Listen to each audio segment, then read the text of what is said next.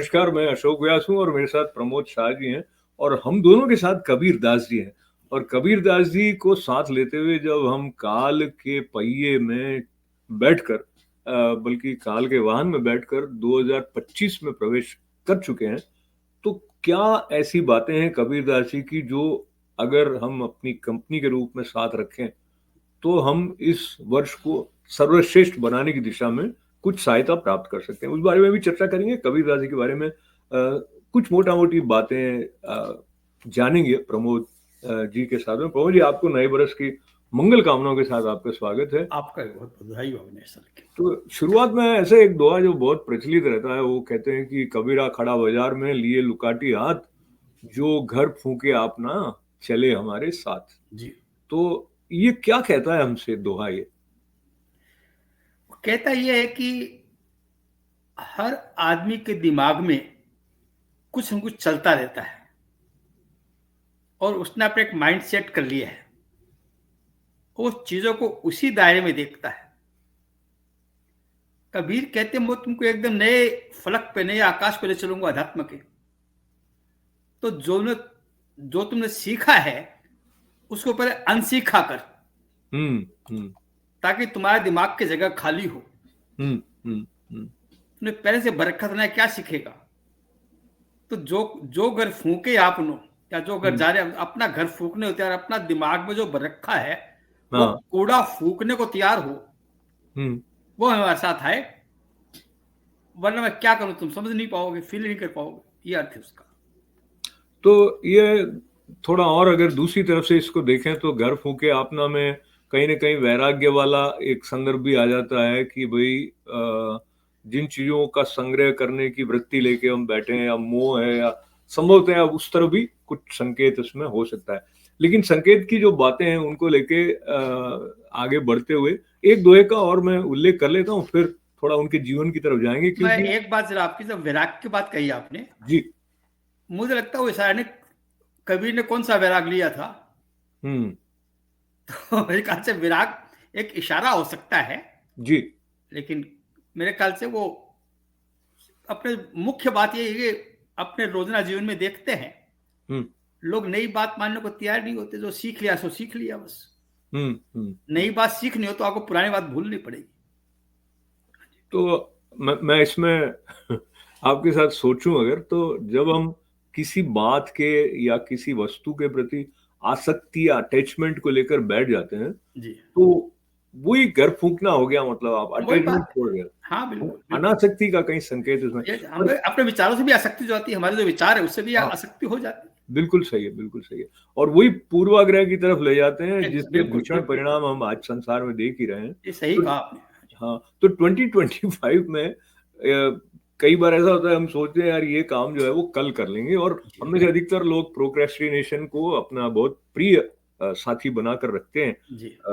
बहुत कम लोग इसके अपवाद होंगे, ऐसा मैं, क्योंकि मैं खुद उस तरह का हूँ। कई बातें सोची हुई होती हैं करने की, तो कबीरदास जी ने ये कहा, काल करे सो आज कर, हम्म, और आज करो आज सो अब। करे सो अब, हम्म, और पल में प्रलय होएगी, बहुरी करेगा कब। हाँ, तो बिल्कुल ठीक है। इसके बारे में थोड़ा आप बताएं, और इसको लेते हुए फिर हम उनके जीवन की तरफ भी चलते हैं। हमारे जीवन में प्राय हम देखते हैं कि हम लोग सुविधा भोगी हैं। हर काम अपनी सुविधा से कर लेंगे हर चीज। और हमारे हाथ में कुछ इतने काम रहते हैं, कुछ तो काम के होते हैं, कुछ प्रपंच पाल लेते हैं फालतू के। हम उनको ज्यादा महत्वपूर्ण समझते हैं। पहले यह कर लेते, उसको कर लेंगे, उसको कर लेंगे, उसको कर लेंगे। तो करते करते वक्त कैसे बीत जाता है, फिर लगता है जो काम हमारे लिए बहुत आसान था उस समय करना, अब बहुत कठिन हो गया है वो। हम्म। और कई बार तो कर भी नहीं पाते। तो हर चीज का अपने, हर काम का अपने वक्त होता है।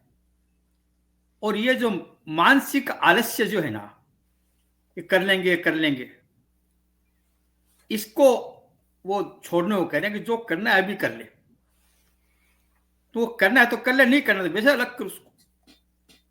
वो सब सारा है कि उसमें तुरंत करे।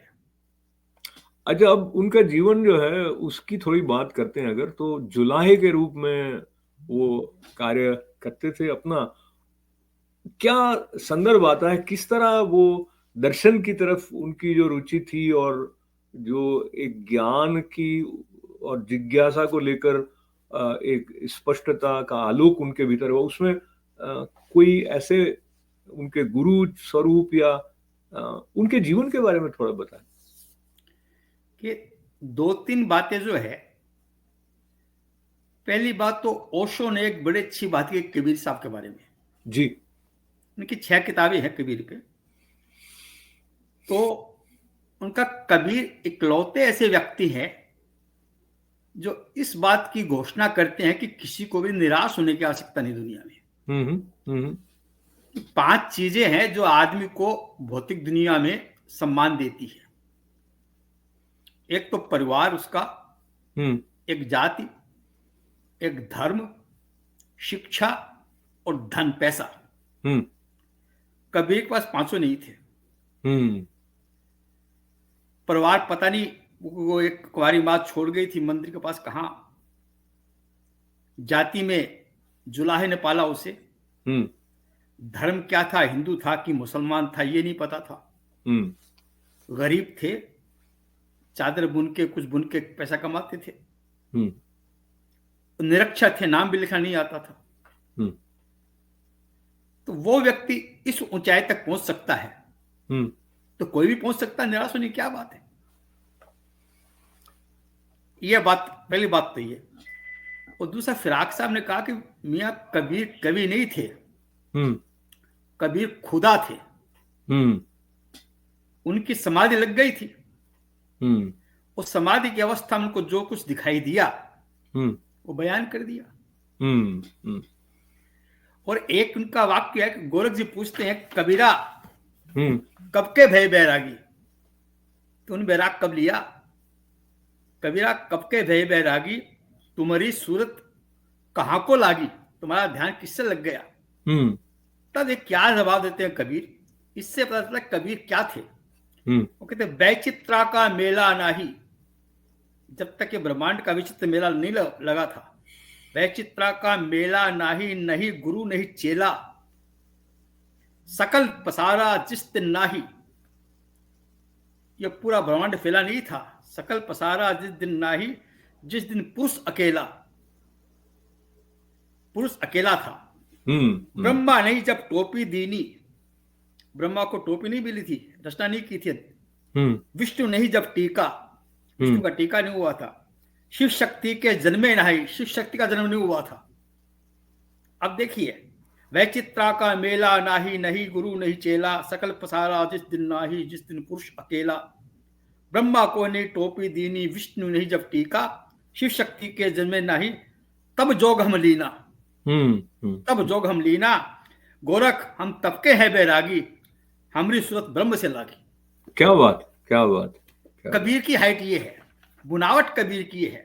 बाकी बातें उसके आसपास की बातें, समाज सुधार की बातें हैं, ये नीति, ये तो कबीर से। आज जब मैं आपसे चर्चा कर रहा हूँ और 31 दिसंबर है, हम नए बरस की शुभकामनाएं ले दे रहे हैं, समय को किस तरह से अपनाएं उसकी जो एक संकेत कबीरदास जी की वाणी से मिलते हैं, उसमें आप देखें ये नए वर्ष के रिजोल्यूशन का, हर वर्ष का नया वर्ष रिजोल्यूशन है कि जब तू आया जगत में लोग हंसे तू रोए, और ऐसी करनी ना करी पाचे हंसे सब कोई। वो हालांकि ये दूसरी तरह से भी सुनने में आता रहा है, ऐसी करनी कर चलो। वो बहरहाल बात ये है कि हम दूसरों को दुख न दें। वो जो पर पीड़ा की स्थिति हमारे कारण नहीं उत्पन्न हो, तो ये बात यदि ध्यान में रह जाती है तो उसके साथ साथ मैं एक और दुआ लेता हूँ, फिर आपके पास आता हूँ। ये है ऐसी वाणी बोलिए मन का आपा खोए, औरन को शीतल करे आपहु शीतल होए। तो मुझे लगता है चाहे राजनीति है या परिवार में आपसी संबंध है या कार्यस्थल पर संबंध है, जो हमारा संवाद है उसमें आवेश अगर अधिक आ जाता है, शीतलता नहीं रहती है, तो बड़ी ऐसी स्थितियां उत्पन्न हो जाती हैं जो तनाव को बढ़ाने वाली होती हैं और कई तरह के नुकसान आ जाते हैं। तो इस संबंध में कबीरदास जी के स्वयं के बारे में जो आपने पढ़ा है, अब देखिए मैं इसकी दूसरी तरफ जा रहा हूं क्योंकि वो तो बहुत खरी-खरी बातें कहते थे। तो वो आस-पास तो चोट पहुँचाती होंगी, लेकिन वो जिस स्थान से कह रहे होते थे, वो एक गुरु भाव था या क्या था?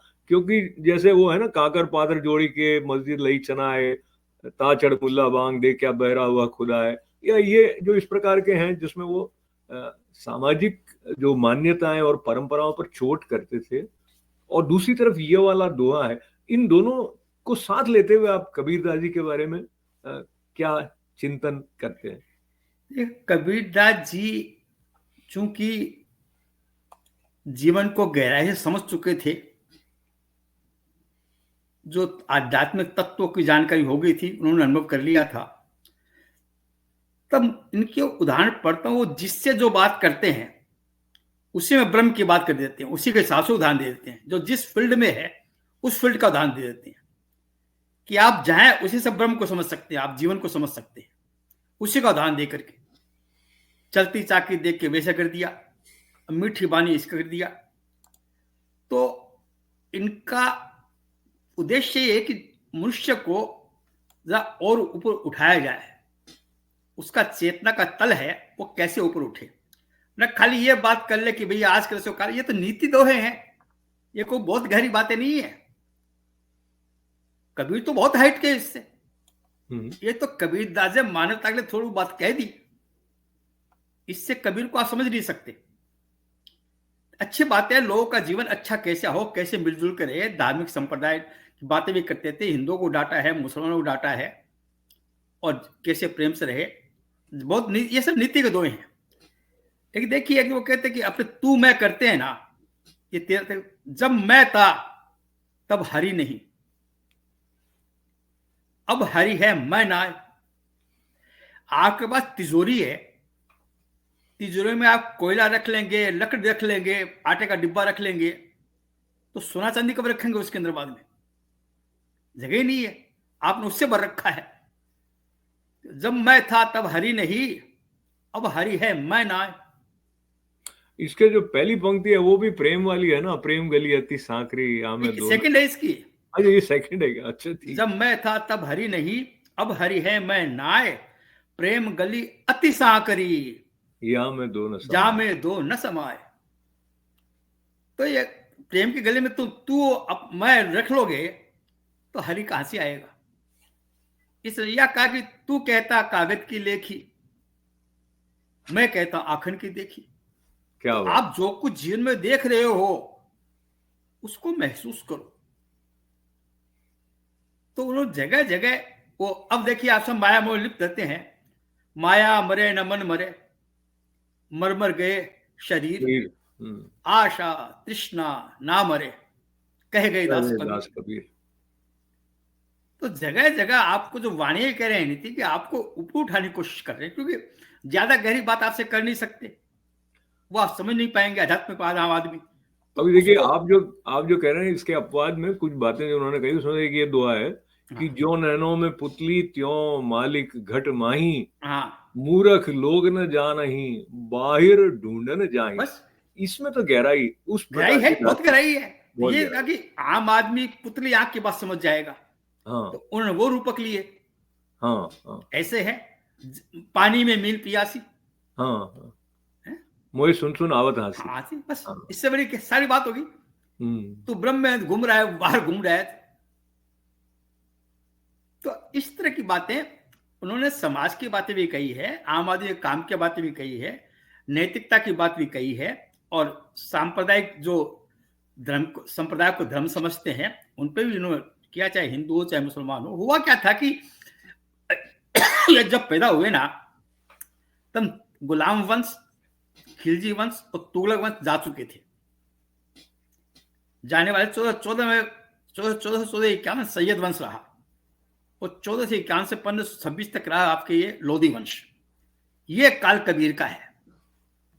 तो उस समय तो धार्मिक उथल पुथल बहुत थी, लोग अपने धर्म को बचाने की कोशिश कर रहे थे, तो धार्मिक उन्माद भी था, कुछ वैसे भी था, और वहां सूफी मत भी आ चुका था, सूफी फकीर आ चुके थे। तो उन पर सूफी मत का भी प्रभाव था और वेदांत का प्रभाव भी था, कि जी। सूफी मत वेदांत बहुत करीब है। और जो धर्म के नाम पे झगड़ते कहते हैं धर्म ये नहीं है, सुनो ये है। तो कई कोणों से कबीरदास ने बातें कही हैं। अच्छा, जो इतिहास साक्ष्य जो भी आते हैं, तो कबीर की बातों का असर उनके समय में, उनके रहते, उनके समाज में कितना हो रहा था, कितने लोग उनको सुनकर अनुकरण की तरह उनकी बातों को लेते थे, इसके बारे में क्या पता चलता है? देख, लोग उनको सुनने तो आते थे, लेकिन प्राय ऐसा देखने वाले जो जिस काल में होता है उसको उतनी मान्यता मिलती नहीं है। और दरअसल अपने यहाँ इतिहास राजाओं को लिखते थे, संतों का, कवियों का इतिहास कौन लिखता था? तब हाँ, तो इनका ये कहना कि भाई क्या क्या नहीं था, कि इनके मानने वाले तो काफी हो गए थे, लोग इनके सुनने सुनने आते थे, कहते थे, ये तो सही है। लेकिन जो मान्यता आदमी को मरने के बाद मिलती है, तुलसीदास के जीवन काल में पंडितों ने उनको लांछित किया था। वो संस्कृत विद्वान थे, क्या कर रहे हो क्या नहीं कर रहे, तो हर बड़े आदमी को अपने वक्त उतनी मान्यता नहीं मिलती है। अब कबीर का मुझे पता नहीं इतिहास क्या है, कोई पढ़ने को मिलता नहीं, अथॉन्टिक इतिहास तो है नहीं। मैं इस रूप में देख रहा था कि जो सांप्रदायिक सद्भाव कह दीजिए या धर्म के नाम पर जो स्थितियां उत्पन्न होती हैं, जो समाज में कई प्रकार के उपद्रव जैसी विस्फोटक परिस्थिति ले आती हैं, तो कुछ सैद्धांतिक बातें होती हैं, वो सिद्धांत की जगह होती हैं। कुछ व्यावहारिक जगत में जो घटित हो रहा होता है वो अपनी जगह पर हो रहा होता है। इन दोनों के बीच का पुल 2025 में बनता हुआ कहीं आप उसकी संभावना देखते हैं क्या? और इसमें मुझे अभी ये संदर्भ ले आने दीजिए कि अब जैसे संभल में कुछ खुदाई करी तो वहां पे कुछ मिला, और तो एक कई लोगों का ये मानना है कि भाई जो जिस सांस्कृतिक धरोहर जहाँ संबंधित है उसका सम्मान होना चाहिए। कई लोग कहते हैं कि भाई पुरानी बातों को छोड़ के जहाँ है वहां से स्वीकार करके चले। कबीर इस संबंध में अगर होते तो क्या उनका चिंतन होता, आप अनुमान क्या लगा सकते हैं? कबीर को इससे मतलब नहीं था। अच्छा। लोग मरने के लिए काशी में जाते हैं, तो जिंदगी काशी में दूसरी जाके मरे, जहां मरते नहीं लोग। तो ये मंदिर मस्जिद का उनको मतलब नहीं था। वो तो कहते पागलपन ये कहते, वो तो उनको तो जो है ना, वो तो प्योरली आध्यात्मिक पुरुष थे। जन्म तो वाराणसी का था उनका जी। हाँ, मैंने कहा जन्म उनका वाराणसी भाई रहे, फिर वो मर क्या ना था, मर के मैप पे नाम था, वहां जाके मरे वो, वहां कोई मरता नहीं है। तो इनको लिए वो मंदिर मस्जिद ये इनके लिए अर्थ नहीं था। ये तो निर्गुण संत थे ना, निर्गुण थे तो ये तो मंदिर मंदिर वगैरह तो सगुण की बातें हैं, वो निर्गुण थे। उस समय कोई मतलब नहीं था उनको इन सबसे। तो ये ज्यों की ज्यों दरी दीनी चदरिया वाले जो कवि हैं, उनके साथ चिंता की बात को लेकर अगर हम जाते हैं तो एक दोहा ये आता है, चिंता ऐसी डाकिनी काट कलेजा खाए, वैद्य बेचारा क्या करे, कहाँ तक दवा लगाए। बिल्कुल ठीक बात है। तो नया बरस आ रहा है तो उसमें हम चिंताओं से मुक्त रहें, ऐसा संकेत जो कबीरदास जी दे रहे हैं जी। वो लेकिन कैसे अभ्यास में कैसे लाया जाए, आप क्या सोचते हैं इस बारे में? देखिए, बिना अभ्यास के तो कुछ होगा नहीं। सुन के हम दिमागी बुद्धि विलास तो कर सकते हैं और अच्छा भी लगता है, लेकिन परिवर्तन जब तक नहीं उतारेंगे परिवर्तन होता नहीं है। तो जो भी बात अच्छी लगे किसी की, कबीर की मान लीजिए, तो उसको हम जीवन में उतारें, थोड़ा बहुत उतारे तो फायदा हो जाता है उससे। और सारी टाइम टेस्टेड है, टाइम एंड स्पेस दोनों बार टेस्ट हो गई। आज कबीर को गए हुए 506 साल हो गए, जन्मे हुए 626 साल हो गए। आज भी कबीर उतने ही प्रेम से पढ़े जाते हैं, समझे जाते हैं, पसंद किए जाते हैं। बल्कि हम भी नए वर्ष के स्वागत में कबीरदास जी के साथ बैठे हैं। हाँ। तो अब जिस युग में हम आ गए हैं वहां पर ऐसा लगता है कि व्यक्ति का अहंकार पहले से अधिक बढ़ गया हो, वो कुछ आत्मविश्वास उसको टेक्नोलॉजी की बदौलत भी आ गया है, क्योंकि बहुत सारी चीजें जो कल्पना भी नहीं की जा सकती थी वो हमारी जेब में लेके हम घूम रहे होते हैं। पूरा चलता फिरता कंप्यूटर है आज। वो आत्मविश्वास एक तरह का छलावा भी है जी। लोग कहते हैं प्रोग्रेस डेवलपमेंट आदमी का नहीं हुआ है, मशीनों का हुआ है। मैं सोचता हूं मान लीजिए कोई ऐसा माहौल बने बिजली गायब हो जाए, तो क्या हुआ दुनिया का? आपको इतना याद नहीं है, कोई बात कुछ नहीं है, वेट, वो माउस लेके फिर कंप्यूटर खोलते हैं, वेट, आपको कुछ नहीं पता है। हम्म। हम्म। तो भाई बुद्धिमान तो कंप्यूटर हुआ है, आप थोड़ी हुए हैं, आपको कुछ पता ही नहीं है। हम्म। भाई आप खाली इंफॉर्मेशन पे, आज का युग में पढ़ाई लिखाई युग नहीं कहता हूं, इंफॉर्मेशन युग है। चिंतन बहुत, चिंतन की रग ढीली हो चुकी है। चिंतन लोगों की। ने चिंतन की रग, रग जो है ना, रग, हम्म। वो रग ढीली हो चुकी है चिंतन की। हम्म। खाली इंफॉर्मेशन, तो कोई बहुत चिंतन के लिए ऐसी कोई बड़ी युग नहीं है ये। तो इंफॉर्मेशन, विज्ञान ने समुद्र, इंफॉर्मेशन समुद्र दे दिया आपको। कल्पना उन्नति हुई विज्ञान के अंदर, किंतु आदमी के अंदर जो है उतना ही कमी आई है उसके अंदर। तो जो हमारे यहाँ कहते हैं विद्या ददाति विनयम, जी, और फिर आगे है विद्या ददाति विनयम ददाति पात्रता, ऐसा कुछ। तो पर मुख्य बात विनयशीलता जो है वो विद्या के द्वारा प्राप्त होती है, लेकिन विनयशीलता नहीं हो तो विद्या भी प्राप्त नहीं होती, क्योंकि बिल्कुल आप गुरु के पास यदि विनयी होकर नहीं जाते हैं, अहंकार लेकर जाते हैं, तो मिलता नहीं। नहीं होती, नहीं ये होती। वाला जी, ये दोहा देखें उनका, गुरु गोविंद दो खड़े काके लागू पाए, बलिहारी गुरु आपनो गोविंद दियो मिलाए। बिल्कुल बिल्कुल। वो अब देखिए, लक्ष्मी पति होता है, सरस्वती पुत्र होता है। हम्म। लक्ष्मी को आप अपने मालिक मत होने दीजिए। हम्म। आप लक्ष्मी के मालिक रहिए, वरना लक्ष्मी को बर्बाद कर देंगे। क्या बात है, क्या बात। और आपको विद्या लेनी तो सरस्वती उसका पुत्र भाव से लीजिए, हम्म। उसके मालिक होकर विद्या नहीं ले सकते आप। हम्म। तो अपने आप स्वस्थ हैं। नहीं, इस तरह से जो आपने इसका लक्ष्मीपति और सरस्वती पुत्र कहा है, इस प्रकार का मैंने पहले सोचा नहीं था कॉन्शियसली, लेकिन हाँ, हम प्रयोग ऐसे ही करते हैं, सरस्वती पुत्र और लक्ष्मीपति जो भी हैं, तो। अब लक्ष्मी विष्णु के पांव दबा रही है, हम्म। हम्म। वैसे लक्ष्मी हमारी माता है। हम्म। लक्ष्मी आपके मालिक हो गए ना, आप गए काम से।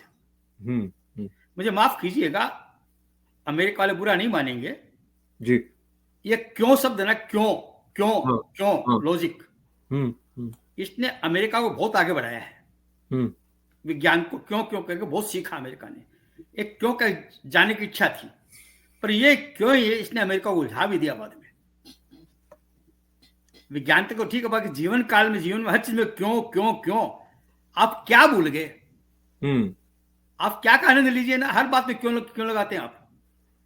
क्या का आपको सब कुछ पता है क्या, या सब कुछ आप जान सकते हैं क्या? इम्पॉसिबल। हम्म। बहुत सी ऐसी बातें हुई जो आपको पता ही नहीं है, और you are not qualified to understand it. पर क्यों, क्यों तो जीना भूल गए। तो मुझे ऐसा महसूस होता है कि अमेरिका क्यों में जहां आगे बढ़ा है, उसी क्यों ने उनको उलझा भी दिया उसको। ये एक और दुआ लेते हैं आपकी बात के साथ जोड़ते हुए, इसको देखें अगर, वो कहते हैं दुख में सुमिरन सब करे, सुख में करे न कोई, जो सुख में सुमिरन करे तो दुख काहे कोय। बिल्कुल ठीक बात है। तो इसमें जो मुख्य केंद्रीय शब्द है वो सुमिरन भी है। हाँ, सुमिरन का अर्थ ही हमको पता नहीं है सामान्यतः, क्योंकि सुमिरन का अर्थ श्रद्धा के बिना खुलेगा नहीं। ना, तो हम लोग कहीं ना कहीं, जो हमारी सांस्कृतिक धरोहर, जो हमारी आध्यात्मिक चेतना जिस तरफ हमें संकेत करती है, उस तरफ हम देखते भी हैं तो वो नहीं देख पाते हैं, जो कि दिखाने का मंतव्य उस बात में रहा है। जैसे दुख में सुमिरन सब करे, तो हम लोग तो सुमिरन अधिकतर तब करते हैं जब कोई आवश्यकता होती है कि बिल्कुल भगवान मेरा ऐसा कर दो, मेरा ऐसा कर दो, वो तो ठीक है, तो वो तकलीफ से बाहर लाने के लिए हम वहां देखते हैं। पर सचमुच सुमिरन का जो भाव है, जिस स्तर पर, जैसे आप कबीरदास जी के बारे में कह रहे थे, वो ब्रह्म भाव की बात या जो थी, अ, वो आपको लगता है संभावित, उसकी संभावना और क्या कहना चाहिए, वो व्यावहारिक है अब है। जिस। जफर का एक शेर सुन लीजिए, जी। इसी ख्याल पे है। जी। बहादुर शाह जफर का है। जी। न थी हाल कि जब हमें अपनी खबर, रहे देखते औरों के ऐब हुनर। उसमें क्या है, पड़ी अपनी बुराइयों पे जो नजर, तो निगाह में कोई बुरा न रहा। क्या बात, और क्या बात। आगे देखिए आपके इस दोहे का जवाब, हम्म। दोहे की बात है, इसको आगे बढ़ाया है, जफर आदमी उसको न जानिएगा, चाहे कैसा हो साहेब तेजो खवा, कितने बड़ा आदमी हो, जफर आदमी उसको न जानिएगा, चाहे कैसा हो साहेब वो तेजो खवा, जिसे ऐश में याद खुदा न रही, जिसे तैश में खौफ खुदा न रहा। क्या बात, क्या बात। आप आराम में ऐश में याद खुदा भूल गए तो आदमी के लायक नहीं हो, और तैश में आके खुदा का खौफ भूल गए तो आदमी के लायक नहीं हो। अब देखिए संयोग, जो आपने उर्दू में ये बात कही है, चिंतन के स्तर पर लगभग इसके समानांतर बात ये जो दुआ है, बुरा जो देखन में चला बुरा न मिलिया कोई, और जो दिल खोजा अपना मुझसे बुरा न कोई। हो सके जफर साहब ने भाई कबीर का दो फेमस थे, वहां से ख्याल ले लिया। हाँ, ख्याल कैसे यात्रा करता पता नहीं चलता ना ख्याल का। हाँ हाँ हाँ हाँ। तो बहुत ही आनंद की बात है कि कबीर दास जी का साथ लेकर हम उनके चिंतन को भी, उसके आलोक को लेकर नए बरस के स्वागत की तैयारी में जुट गए हैं। चलते चलते अगर कबीर की ऐसी बात जो आपको व्यक्तिगत रूप से बहुत प्रभावित की हो, और एक लेखक, एक कवि के रूप में क्या उनका असर आपके ऊपर आया है, ऐसा अगर आप सोचें तो? कबीर ने जीवन को साक्षी भाव से देखा, एक विटनेस के हिसाब से, जो कुछ घट रहा है उसको वॉच करते हैं वो विथ फुल अवेयरनेस। वो कहना झीनी झीनी बीनी चदरिया, तो जो चादर सुर नर मुनि ओढ़िन, सुर नर मुनि ओढ़ के मैली कीनी चदरिया। देवताओं ने, मुनियों ने सब चादर मैली कर दी। जो चादर सुर नर मुनि ओढ़िन ओढ़ के मैली कीनी चदरिया, दास कबीर जतन से ओढ़ी।